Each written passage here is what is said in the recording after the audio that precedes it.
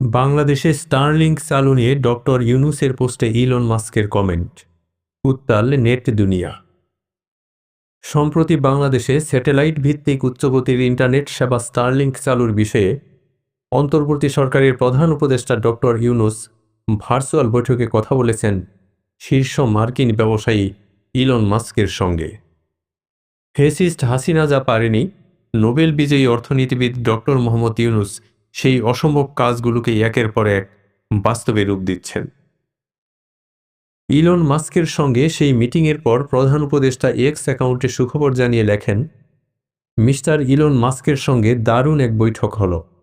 আমরা একসঙ্গে কাজ করতে সম্মত হয়েছি। তার সঙ্গে মিলে বাংলাদেশে স্টারলিংক চালু করার আশা করছি। এই পোস্টে আবার কিছুক্ষণের মধ্যেই কমেন্ট করেন ইলন মাস্ক। জবাবে তিনি বলেন, এটার জন্য মুখিয়ে আছি। যা নিয়েই সামাজিক যোগাযোগ মাধ্যমে শুরু হয়েছে তোলপাড় অবস্থা।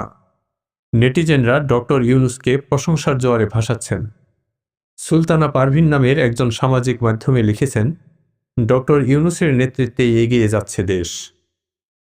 ইলন মাস্কের মতো ব্যক্তিও তার উচ্চগতির ইন্টারনেট সেবা বাংলাদেশে চালু করতে যাচ্ছেন, যা হাসিনার জন্য ছিল দিনের বেলা চাঁদ দেখার মতো অবস্থা। এটিকেই বাস্তবে রূপ দিলেন আমাদের প্রধান উপদেষ্টা।